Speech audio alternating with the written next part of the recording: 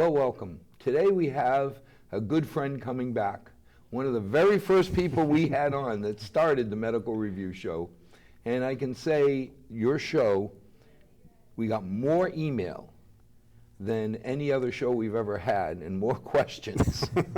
So why don't we start with introductions? Sounds good. I'll try to do a better job of answering these questions, I guess, this time. My name's Peter Orio. I'm the medical director for Dana-Farber Brigham and Women's Cancer Center, and we have one here in Milford.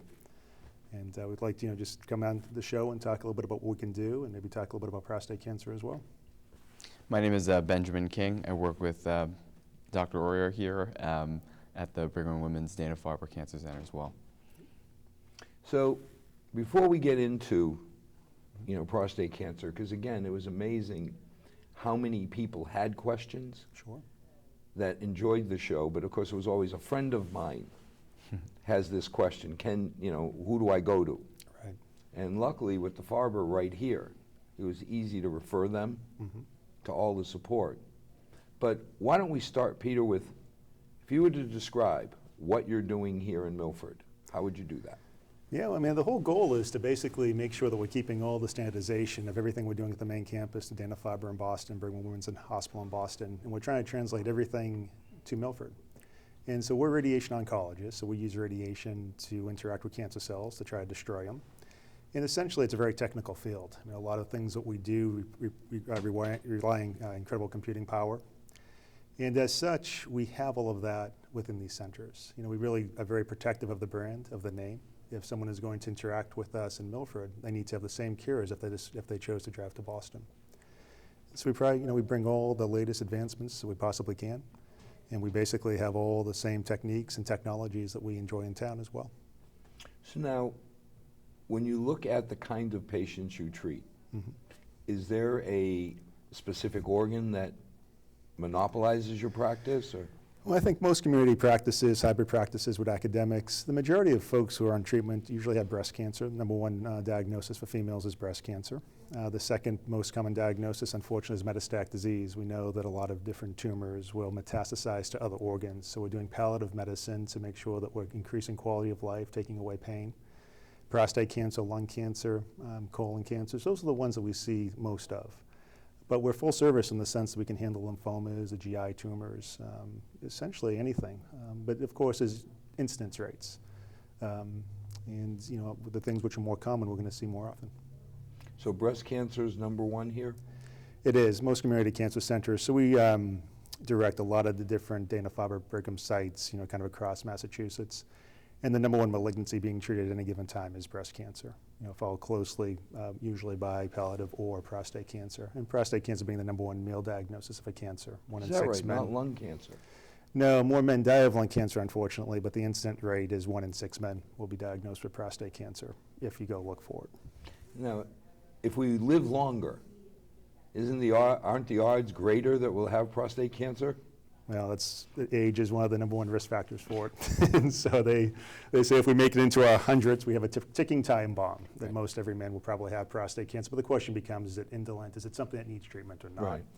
And I will give the Farber a lot of credit where we're really embracing active surveillance protocols. It's not so much knowing that you have prostate cancer. There's a lot of controversy about PSA screening. The question becomes, when do we need to treat it? And there are times when we don't have to treat prostate cancer. But there are also times when if we don't, there's a high probability of the cancer leaving the prostate, going someplace else in the body and causing a lot of havoc in an individual's life. And I think that's one of the things that people are confused over, is you hear you've got such a slow growing cancer of the prostate. You're 70, you get to be old, and they're like, you're probably going to die from natural causes before the prostate catches up to you. But it's got to be kind of unsettling to people. Yeah, I think that's one of the things that we can offer is that we can help answer some of those questions. There are lots of different stages and risk stratifications of prostate cancer and any malignancies, and I think the tricky thing is, should you get PSA screening? That's a conversation that a lot of primary care providers are struggling with, discussing with their patients. But if patients do come in and have a diagnosis of prostate cancer, I think that one of the discussions we can have with them is what decision is right for them. Do they in fact need treatment? Maybe with something else, potentially cause them to have problems before that prostate cancer. But it's a complicated question, and it's a complicated discussion that I think I can feel proud to say that we have very good discussions with all of our colleagues, and we get together as a team, and we bring those discussions to the forefront. Yeah, absolutely. You know, the amazing part for me is if I'm coming in and, behind door A is death, I don't care what's behind door B. It's got to be better. You hear people at my age, everybody's nervous that, okay, let's lay it on the table. Most of the questions were, what's the odds on not being able to have long discussions anymore? Will I suffer from ED because of it? And I'm like, seriously? Death? Other. If you tell me that I need treatment or I'm going to die, somehow everything else just does not seem as pressing. Well, it's interesting you mention that, though, because sometimes we know some of the low-risk cancers we're treating may ultimately not have needed treatment. We will never know, because if we treat and we make the cancer go away, we don't know what the opposite would have been or the converse would have been if we did not treat. We don't, sometimes don't know how that would have impacted the patient's life. So a lot of what we do is actually focused along quality of life. How do you minimize erectile dysfunction? How do you minimize, when you're looking at surgeries versus, say, radiation, incontinence risks? How do you minimize, problems with the bowels, with the Bowel bladder? movements that don't work as well anymore. Yeah, and that's where we're embracing technologies we didn't have that many years ago. And I realize I've been doing this for about 15 years now. I've seen an evolution of going from 3D conformal, so we're trying to shape our radiation beams, but still knowing a prostate is going to move around, and we're going to have to treat bigger areas, which is going to have some collateral implications.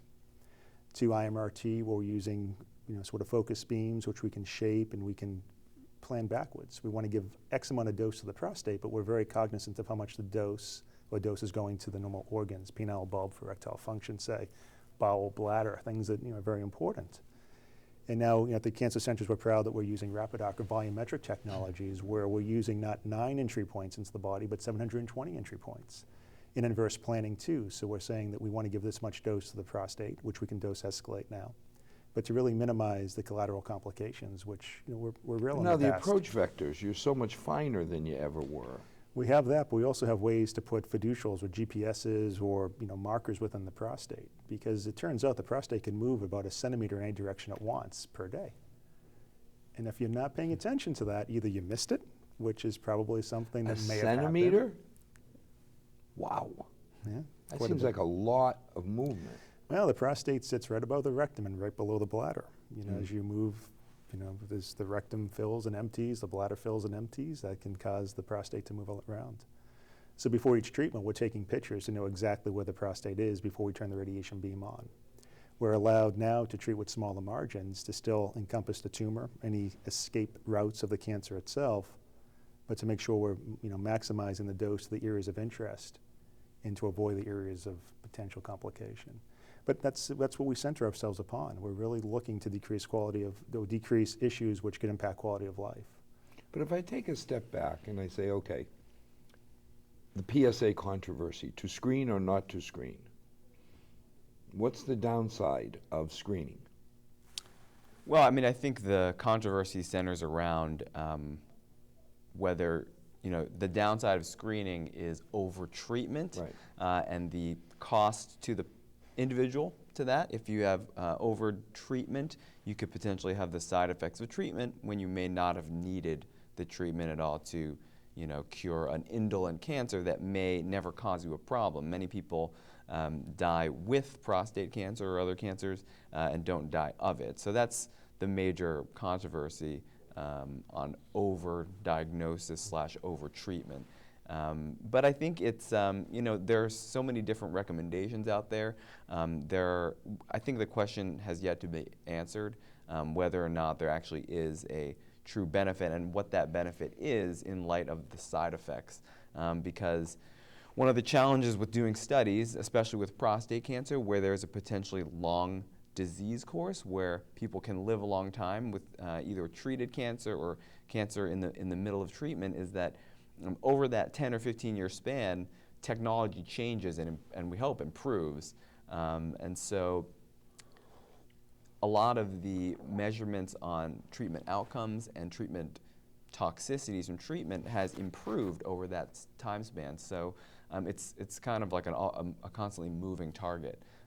So some of the things that Dr. Orio was talking about here about advances in the way that we can shape the radiation beams to treat less normal tissue has made great strides over the past 10 years.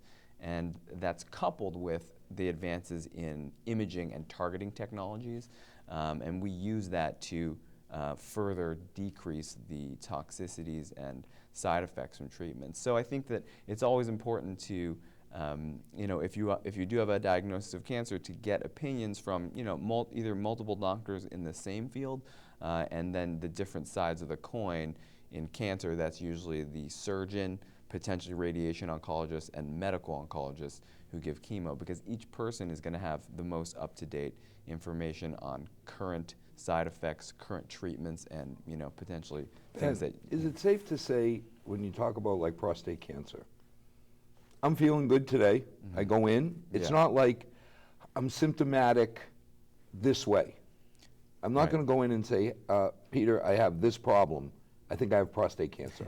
No, most of the time you will never know. And in fact, with PSA screening, we have a lead time usually of 7 years before symptoms will develop. And so you really don't know. And that's always the question. I think that's a personal choice too. If you're being screened with PSA and the PSA is elevating, we use 4 as a normal. If it's greater than 4, do we biopsy or not? Do we look at velocity? But if we do, and we find cancer, what cancer are we looking at? Because we have low, high, intermediate risk. It's a spectrum of disease.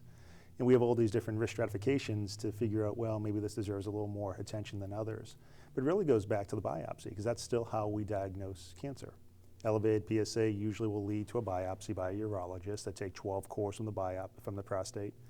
We'll look under the microscope and kind of get a sense of 12 cores? Yeah, it sounds painful, doesn't it? You're harpooning me 12 times? Let me tell you a story. So I used to be in the military, and I used to go, we used to have these fiducial markers. They were expensive. So when you would put them in, there was a chain of custody in the military, so they didn't get lost, and I would go and travel with them, and that would now be implanted into the patient. I used to work with an older urologist, a great guy, and he would never, ever use any kind of local numbing. And he'd put these little things in, and would do biopsies, and guys on the table are saying, listen, hello? I know you did 6, and we have 6 to go. I'm not sure if I want to keep going, but one day I went, and he was out for about 2 weeks. He sets up his tray. First thing he did is he numbed the patient. He used anesthesia, a little lidocaine, Novocaine type of thing. And I said, Mike, why? What's going on? Well, I had one of these damn things done myself last week. He's like, if I could go back over my 40 years, I would change it. And that's what the urologists honestly are doing now. They're making it a lot less uncomfortable, because we have ways to do local nerve blocks in the prostate. So it sounds sort of, wow, that could be uncomfortable. Because when you say you're going to core me twice. Right, or 12 times in this situation. Or 12 times, if I remember the map, there's not many there's not many highways to choose from. Well, that's, you got to talk to your urology buddies about that. Yes, because we actually put radiation seeds in the prostate, but we don't go through that route. We go through the skin, because we know we're not going to have to transverse materials, fecal materials and things like that. Oh, okay. And I think there's some movements in this country to look at other ways to biopsy using advanced imaging, guided biopsies. But standard of care still is to do a biopsy through the rectal wall to get to the prostate. And so a lot of guys are scared of that. It doesn't sound comfortable. It seems it's invasive, which it is. Seems? Well, it could be. Well, exactly. And I think people shy away, and that's the question too. So if you're going to get a PSA test and your PSA is elevated, and the next step is that we should biopsy, one has to be prepared to go down that road, because that's the only way you're going to know. I get back to, if I have a PSA screening, I have a piece of information. Now I can make an informed decision by talking to physicians, and do I nuke it? Right. Do I chemically treat it? Or do I take a machete and cut it out? Okay, so either I'm going to go surgery, chemo, or radiation, or nothing. Right. And in chemo, we only use in the advanced settings now, which is just for metastatic disease. So most individuals, because 80% of the diagnoses of prostate cancer are organ confined, low risk, things that the world is your oyster. So would you really need chemo? Typically not. You know, on chemo we use for the metastatic or castrate-resistant settings, meaning that most cancers start off dependent on testosterone, the male androgen testosterone, so, you know, stuff that, you know, guys, we go through puberty, that's the course through our system. We know that is going to be the kind of the fuel, if you will, for development of prostate cancer and feeding prostate cancer. And so oftentimes the chemical, the chemotherapy, if you will, the chemical thing that we do is really just tricking the body to stop producing testosterone for a period of time for the more advanced prostate cancers. Usually the treatment of choice is going to be radiation, sequenced possibly with hormonal therapy, shutting down the testosterone, or surgery. Unfortunately, we still see plenty of individuals who come in with bad disease. And you can play a trick of slowing it down. Unfortunately, prostate cancer went to the bone. It wasn't being checked. It wasn't being surveilled. It just was a presentation of, oh, doc, my arm hurts. And you find out it's a metastatic lesion from the cancer, so the cancer travels to the bone. Prostate cancer left unchecked wants to go to the bone, which is quite uncomfortable. And we can usually palliate either with just local radiation or giving folks mechanisms, a shot typically, to shut down the testosterone. But that works only for a period of time, and it becomes resistant. We call it castrate resistant, meaning that we make our testosterone out of testicles, and before we had a shot, the way you would take away testosterone was to remove the testicles, and thankfully we don't do that any longer. But there are chemotherapies. Yeah, no. I mean, it's something where we sometimes minimize prostate cancer, and I understand that it's expensive, and PSAs, or, if we're not screening, we're not diagnosing it, we're not going to find it, we can save money. Door A, death. Yeah. So losing my testicles is not something that I woke up this morning saying, wouldn't that be cool? Right. But losing my life? Right. Yeah. But so, I mean, I think that one thing that you're touching on in your reaction to, the biopsy, that's a very personal decision. And so when I meet with men and I talk with them about the different options, because for prostate cancer, for most cases, men will have a decision. They can either have surgery, radiation, or potentially surveillance. Between radiation and surgery, in almost all settings, they're equivalent in terms of the cure rates. But the choice comes down to a very personal decision. Some people may never want any surgeon cutting them open. They never want to go into the operating room. And other people may never want to have radiation for one reason or another. Surgery generally takes a few hours in the operating room, and then you have to stay over in the hospital. There's a very specific set of side effects that surgery has that radiation doesn't have, and a very specific set of side effects that radiation has that surgery doesn't have. And unless you can talk through those in depth with someone who knows them in depth, you really can't make I think you really can't make a fully informed decision. But that's the point. I mean, when you say there are some people that don't want surgery, I don't know anybody. I'd love to have you hack open my body. As bad as it is, it's the only one I got. But some people who know they have cancer actually do want surgery, because I've heard many people say, I have a cancer, I want it out of me. Right. And so the only way to get it out of you is surgery. I will not try to convince anyone that radiation will take anything out of you. We will kill the cancer cells, but we're not going to remove tissue from your body. So that's the one instance where someone would prefer surgery. I can't see anybody saying they want chemo, they want radiation therapy. No, I don't want it. On the other hand, I want it less than I want to die. Right. And I think that's what it comes down to. I mean, there's different options, and you need to choose the option which is right for you, but understanding that sometimes that's the only choice we have. It's the cards we're dealt. And we try to help the patients decide, well, what's the best option for me? Because there are definitely better options for some than others, and it's our job as educators. I'm not going to you because I'm happy and I'm looking to go to Disney. I tell all my patients, the first thing I say, I'm sorry you're here to see me. Yeah, exactly. I wish we were having a cup of coffee. I wish you were out of business. Yeah, right. Right. I really, nice guys, but Sure. I wish you guys were out of business. But okay, deal with reality. If I have cancer, then let me make an informed decision. When my mom went in for her normal screening, touch wood, 12 years ago, they said she had intestinal cancer. Okay. Did we want to deal with it? No. If I could do an ostrich and put my head in the sand and it would go away, that would be what I want. But no amount of praying or anything else is going to make it go away. We talked to the oncologists. And surgery was recommended. It seemed like the best course of action. Guess what? That was 12 years ago. And mom is, mom is mom. Excellent, God bless her. Good. You know, so you sit there and say, did she want surgery? No. Yeah. You know, when you talk about doing biopsies, no, I don't want you going up there. Nope. I can tell you flat out that is not something I want. But I certainly want to know what my options are. And if I have to put up with the pain, okay. Well, man, that brings up a great point, because we do screening clinics all the time, and it's something where, if you're going to have this, if this is what is going to happen in your life by genes, bad luck, or whatever it is, it's destined for something that one's going to have to deal with. It's much better to know early on, because your treatment option, your cure rates, everything you can do is that much greater, usually with a lot less toxicities, because you can take care of the problem easily.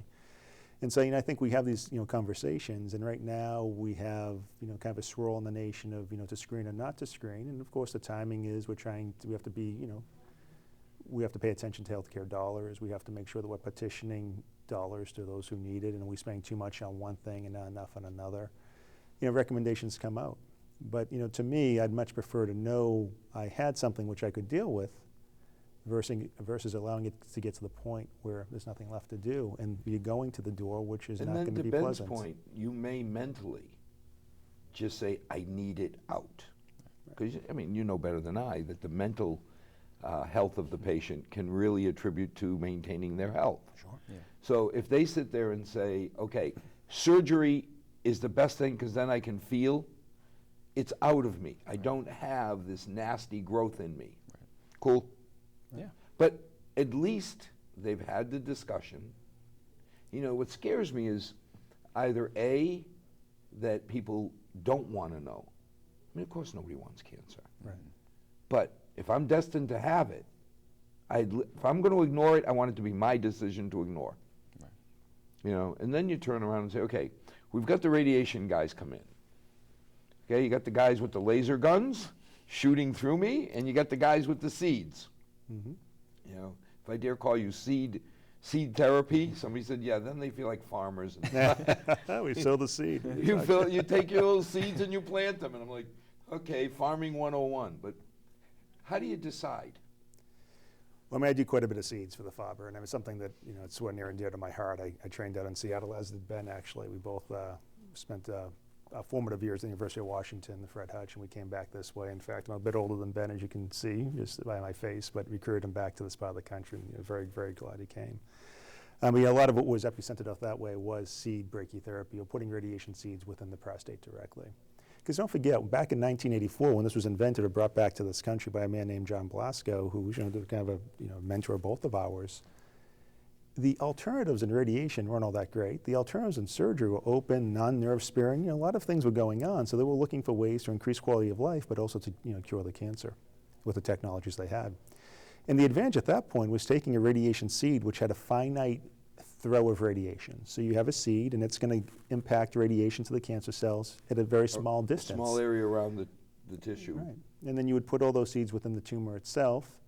And we've evolved over the past 30 years. In fact, our teams now, we interact with industry to do image guide techniques, and we're really kind of on the head of the curve. It's kind of fun to sort of stand on the shoulders of the giants before you, to take some technologies and make them that much better, take out the learning curves, make it so that using three-dimensional ultrasounds, you put seeds precisely where they need to go. It's really evolved, but essentially what we could do with a handful of seeds is what the technology that we're using now had to take 30 years to catch up to. These mega linear accelerators at the cost of millions of dollars, $10 million to do the same thing, which a couple $100 of seeds can do. And so the elegance is its simplicity. But who is appropriate? Well, then you have to really start to look to see the quality of the person implanting, because seeds can do exactly what it can do with a radiation beam, but you have to have a high quality implant. But isn't seed technology more surgeon dependent? Well, that's exactly it, and that's why we spend so much time with industry, kind of working with different treatment planning systems, and we have doctors come to our ORs all the time, even in Milford, in the sense that we've epicentered some of the technologies for the country. We released a release of this new planning system in Milford Regional, which was kind of a neat thing to do as it was associated with the hospital. But essentially what we're doing is we're looking for ways to take some of the dependence out, because a surgeon is a surgeon. It's our hands. It's what we can do. And it's very difficult to quality assure someone's Individual hands. surgeons. Right. And so a lot of what we do, because we want to keep the standards the same between all cancer centers, we've worked very hard to figure out ways to do everything by image guidance. I mean, basically, I used to fly airplanes. I'm very much checklisted oriented. I like runways to land on, and we have ways that the needle will go into the prostate in a image guided tract. If you're in, you're in. Great. So it Drop sounds the like seed. criteria number one, if I decide on brachytherapy, I want somebody who's planted a lot of seeds. Yeah, well, it's like any surgery, any surgeon. You really want the person who you feel most comfortable with, has the skill set that you need at that particular time, and the same thing applies to seeds like anything else. But it seems like a lot more specialized. It's a bit more specialized. There's less radiation oncologists doing brachytherapy, but there's still plenty of brachytherapists. We call ourselves brachytherapists doing it. And there are certifications we can achieve and different things of that nature to make sure that we have a high quality program where we're continuously building upon and learning from and making sure that the quality is reported to others. We do chart rounds in the sense that when we do anything within these walls of these cancer centers, it's just not one individual. We have 40 radiation oncologists as part of the Brigham and Dana, and everything we do is peer reviewed, meaning that the other doctors look to see that we're doing the correct thing and the outcomes are good. So you take some of the variability or some of the practice, if you will, of medicine somewhat out of the equation because you have other eyes on the case. But when I look at my choice, if I've decided on radiation, I always think of chemo is a broad blunderbuss. I'm trying to go all throughout the whole body Right. and pick off all these little stragglers that have left the home. Sure. So I can't shoot them all with a rifle. Now my choice is, do I use a rifle Right. or do I use seeds? I mean, when I think of peeing, pooping, and saluting being the three things that could, I hate to say it, but compared to death, I'll wear a diaper. Okay, compared to death, I'll deal with not having regular bowel movements. But the beautiful thing is with technologies and even with the new surgical techniques, having something like that is so remote that we don't see that. I mean, and that's the thing emotionally. It's terribly sexist, and I apologize, but old men get worried. Can I pee, poop, and salute? If you're going to get in the way of that, I can't see going to door A, but is traditional radiation therapy any better, worse in efficacy or side effects? I'll go start, ahead, then I'll yeah, have yeah. Ben answer, because we both do a lot of this.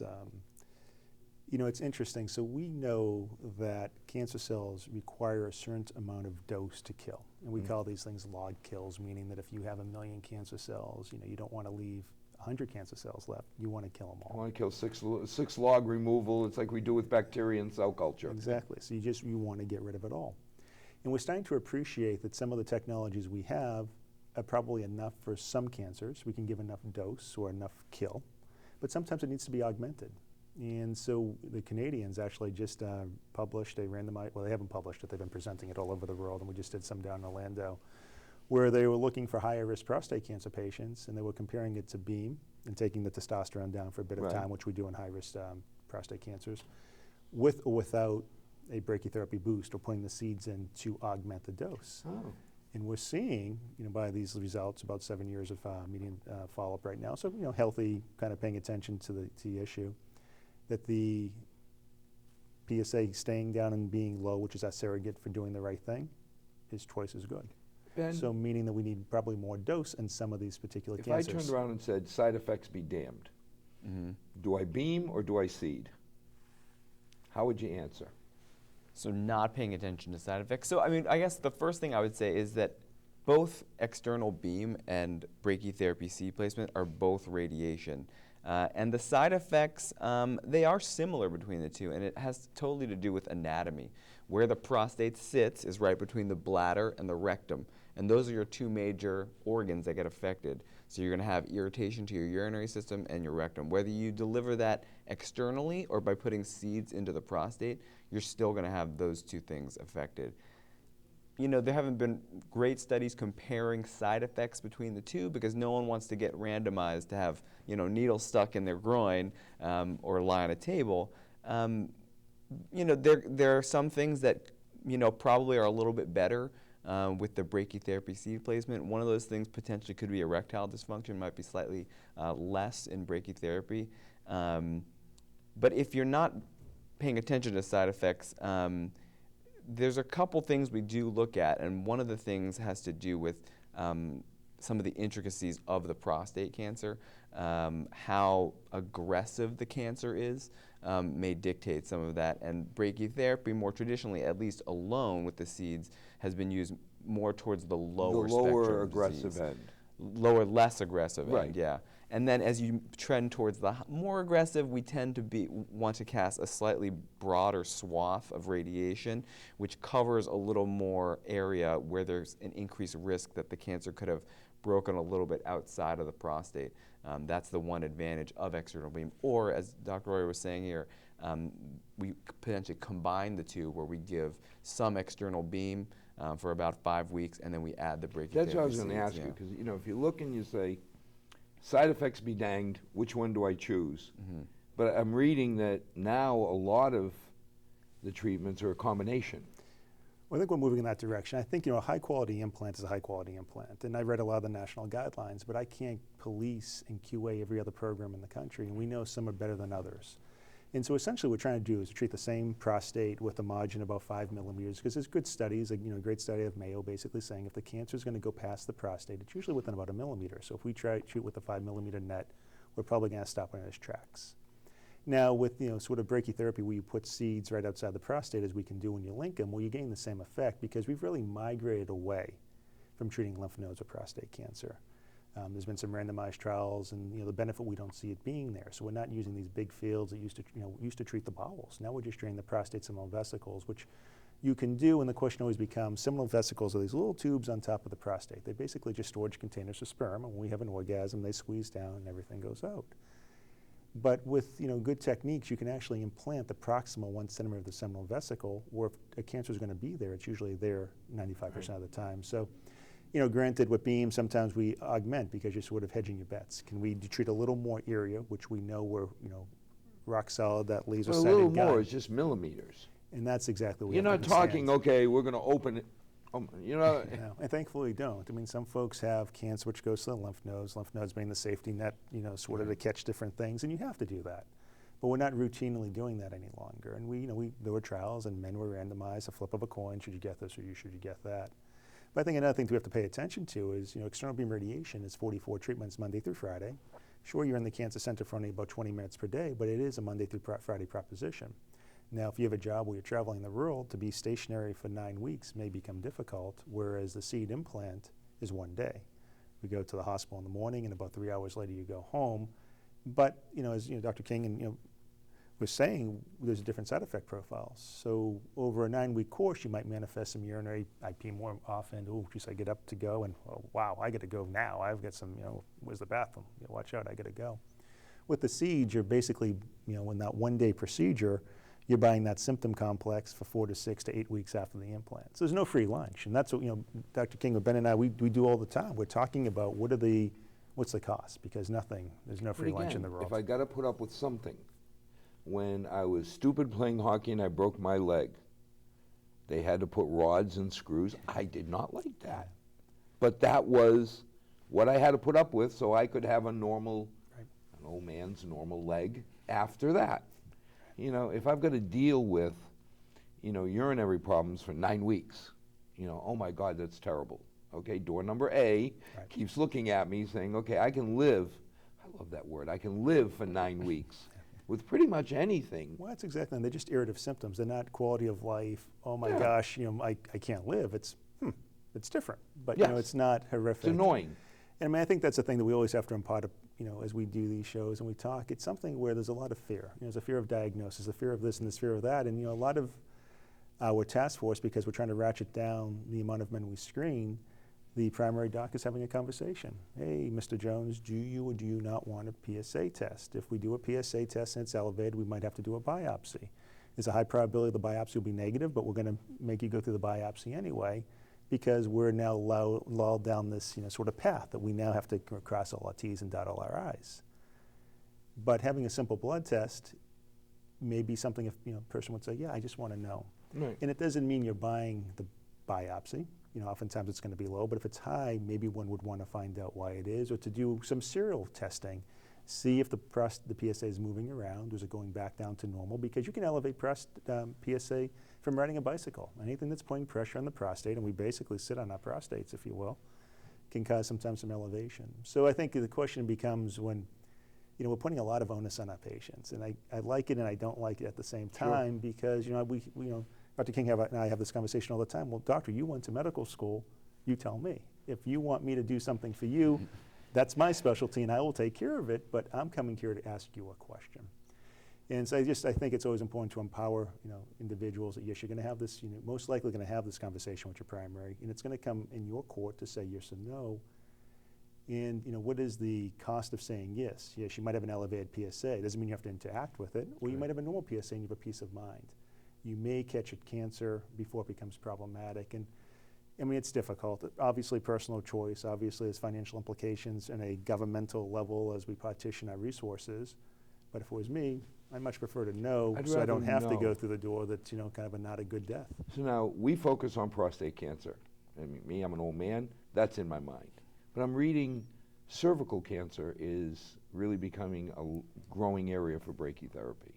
Yeah, well, it used to be the mainstay of treatment, and we were chatting before. I'm a director for the American Board of Brachytherapy, so we really pay attention to brachytherapy. But is it growing or is it going down? Well, the use is going down because we have these interesting technologies. So I remember having this conversation when I was in residency many years ago with a very, very well-established GYN or cervical cancer radiation oncologist, and I said, we can see sort of the future. We see where we're going to be going.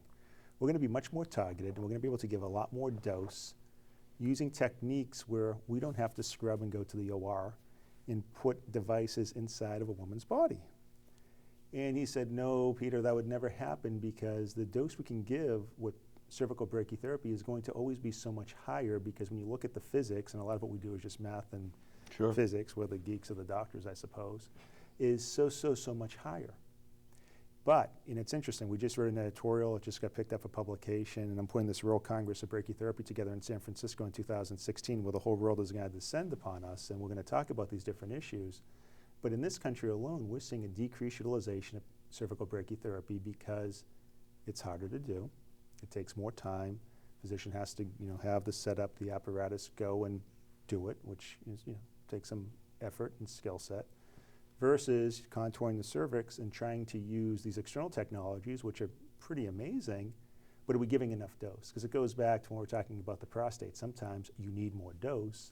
Cervical cancer, sometimes you need a lot more dose. Now, I also read that there's high dose and low dose brachytherapy. Right. Is there a time when you choose one or the other? Well, for cervical cancer, low-dose brachytherapy is pretty much... That's all you get? No, it's pretty much... we don't use it in this country because that was when we'd put these radiation sources to a woman's cervix. They'd be in the hospital bed for 18 hours, immobilized, couldn't move around. You'd have risks of having clots or these little problems in your legs. And the exposure to the individuals putting it in were real. Ben and I used to get exposed to radiation sources as we were putting these things into human bodies.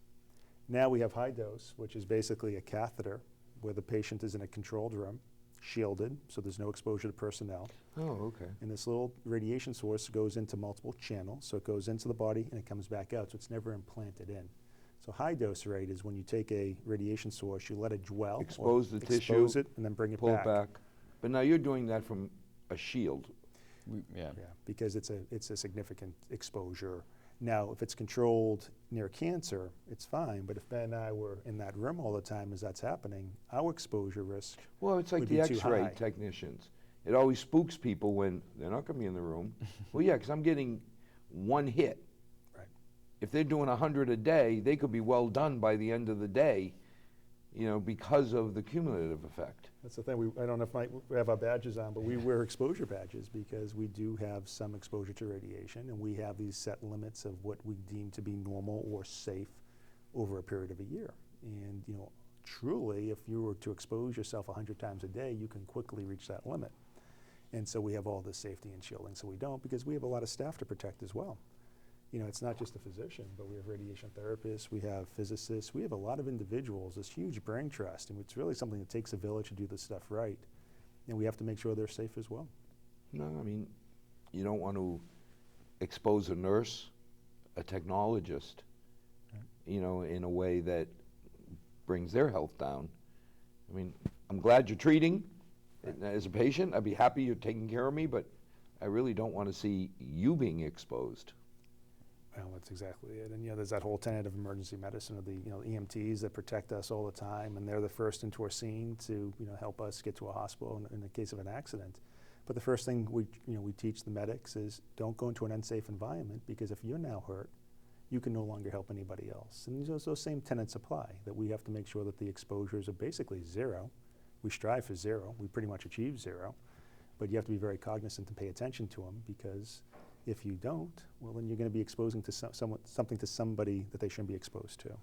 But now, if I look at prostate cancer, if I have to have one of the cancer family, most people say, okay, that's the one I don't want any, but if I have to let one in the door, Right. Cervical cancer, a different animal.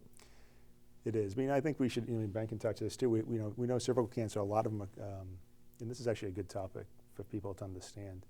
A lot of cervical cancers are caused by a virus, this human papillomavirus, HPV, 16, 18.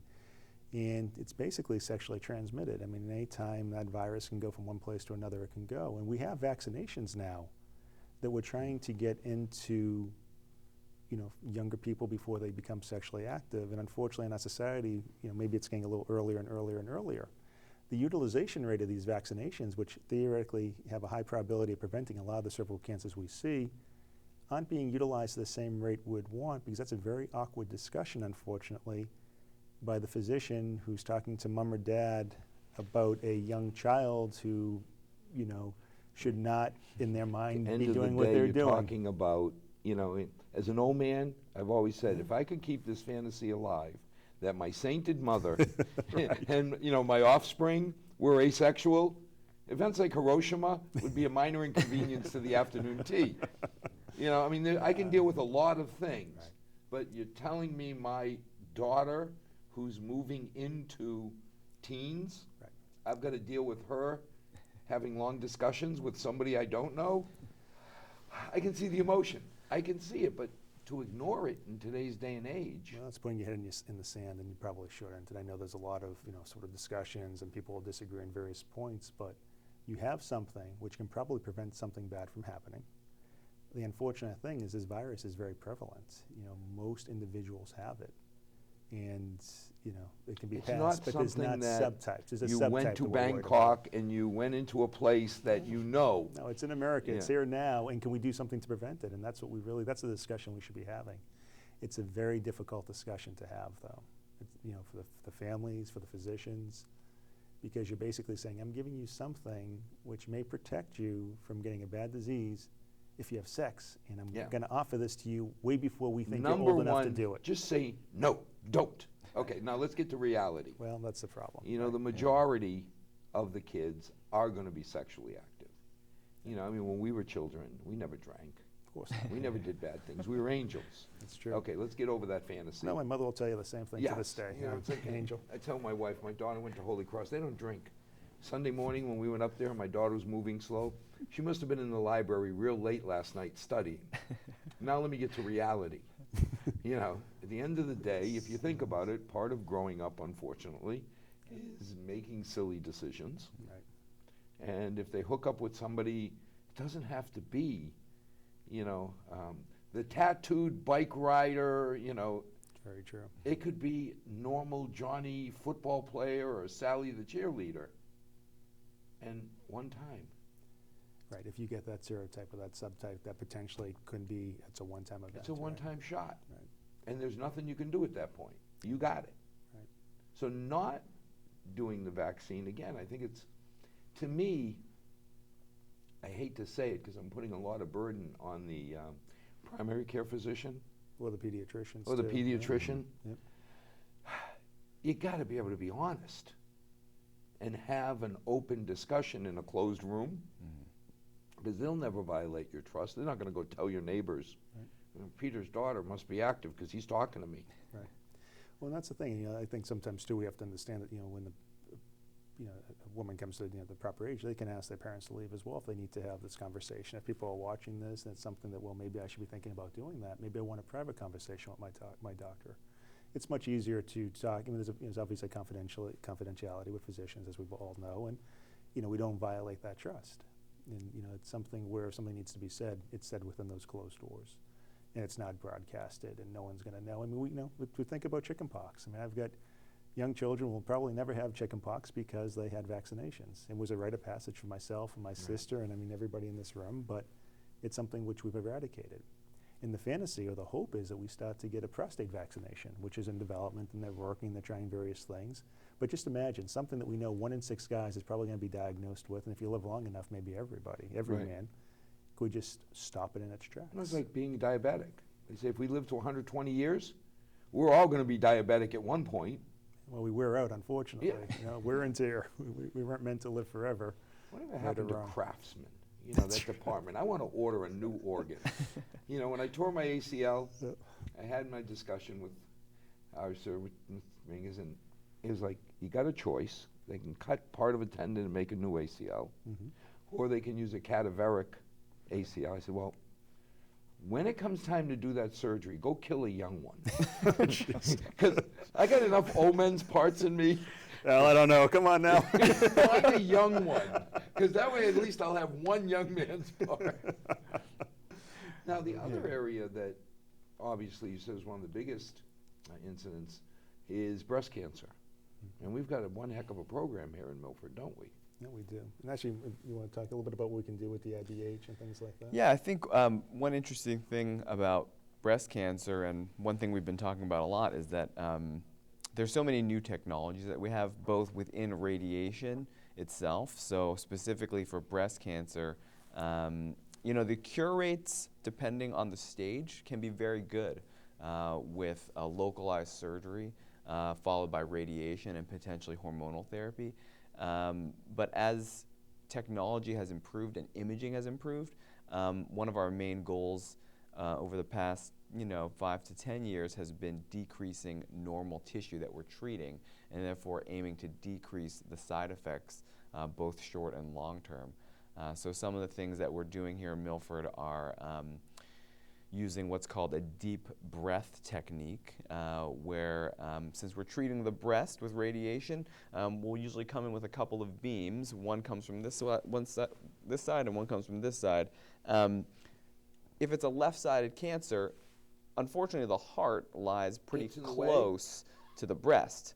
But there's something that lies in between those two organs, and that's the lung. And so the idea behind deep breath inspiration is that we have women take a deep breath and hold it, and that inflates the lungs, and it moves the breast away from the heart, and therefore we can treat the breast and avoid the heart. We're only able to do this because we have good imaging techniques to visualize exactly where the heart is, and we have very precise radiation delivery techniques and quality assurance, making sure that what we think we're delivering, we're actually delivering. So that's something that's definitely been spearheaded, and we're proud to offer that at Brigham Dana-Farber. The other thing that you were touching on, the differences between, or the advances between low dose rate and high dose rate brachytherapy. I think for prostate cancer, the implants that Dr. Orio does here in Milford are low dose rate. But if for one reason or another, high dose rate, maybe what the patient wants, or maybe seen to be advantageous, we could potentially offer that to the patient as well through the direct ties that we have with Dana-Farber Boston. And a lot of times Dr. Orio will also go in on those cases and perform those cases with the doctors in Boston. So we really have so much of technology available both either directly here in Milford or due to our direct ties and daily interactions with all the Boston Dana-Farber doctors as well. So those are some of the really interesting new technologies. I can tell you it made a huge difference to my mother. She was 70-some years old when she was treated, 70, almost 80. And not having to go to Boston, being able to go to her local hospital where she's always gone since I was born, mentally was easier for her. Not being in a car fighting traffic to get to Boston, she arrives at the medical center in a good frame of mind.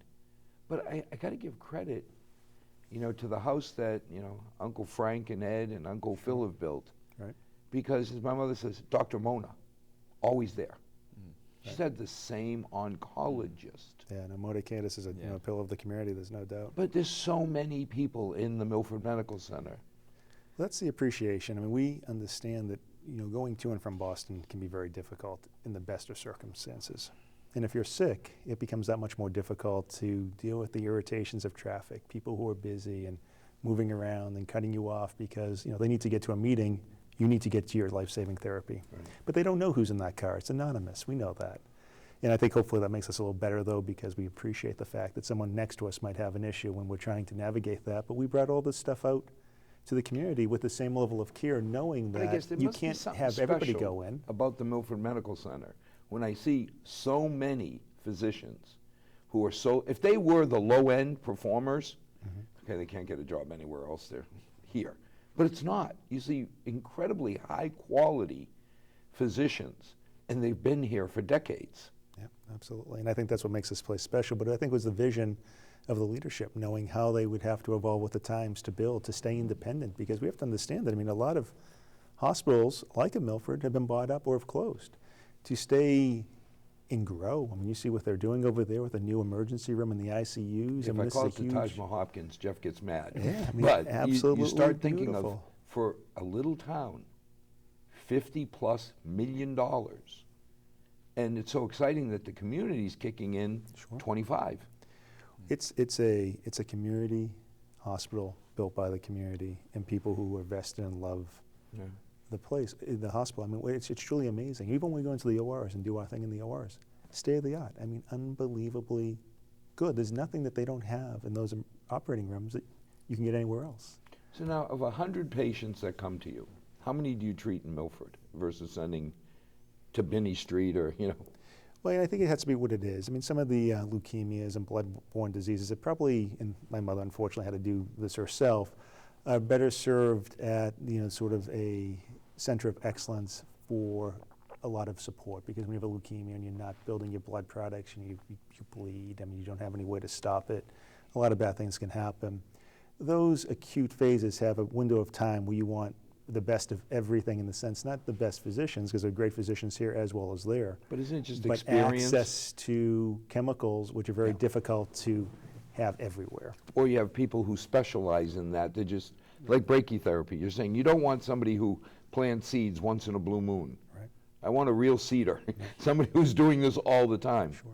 For those rare cases. We have a mechanism to bring them into town instantaneously. As we have a mechanism for some of the things which can be well served to be treated anywhere in town if one chooses, or out of Milford, they can go from town to here in almost same day assume treatment here because of the way all the records so are out of intertwined. 100 patients, how many do you think you send off?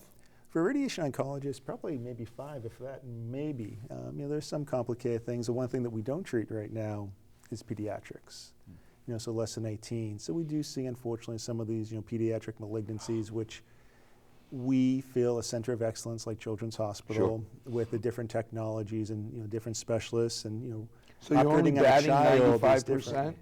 And probably better, because again, we're talking about what do we mostly treat? What do we see the most of? Breast cancers and prostate cancers. Yeah, but 95%. You can take care of 95% of our mothers, fathers, kids right here in town. Absolutely, and we can guarantee that the other 5% who might be better served are going to have a direct highway and access to some of the best individuals who are subspecialized in that one particular site. Right. So we have folks who, say, general urinary oncology, where that's the bladder, testicles, penis, prostate. We have folks, all they do is bladder cancer. That's it. They don't see anything else. They're so subspecialized.